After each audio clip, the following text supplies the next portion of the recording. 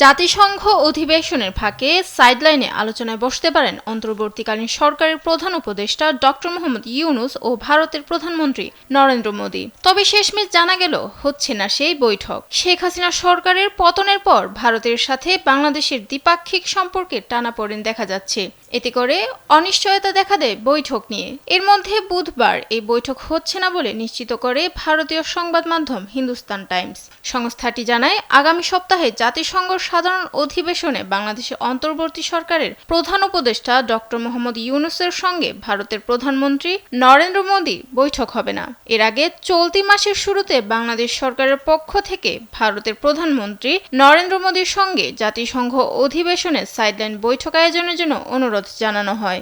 আর নয় সৌন্দর্য নিয়ে চিন্তা, এবার নিজেকে সুন্দর করে তুলুন স্টাইল ম্যানিয়াক্সের সাথে। অন্তর্বর্তী সরকার প্রধান ডক্টর মোহাম্মদ ইউনূস সম্প্রতি ভারতীয় বার্তা সংস্থা প্রেস ট্রাস্ট অব ইন্ডিয়া পিটিআইকে একটি সাক্ষাৎকার দেন। ভারতে বসে বাংলাদেশ নিয়ে সাবেক প্রধানমন্ত্রী শেখ হাসিনা কিভাবে মন্তব্য করে তা নিয়ে সমালোচনা করেন তিনি। হিন্দুস্তান টাইমস জানিয়েছে, ডক্টর ইউনূসের ওই মন্তব্য ভালোভাবে নেয়নি নয়াদিল্লি।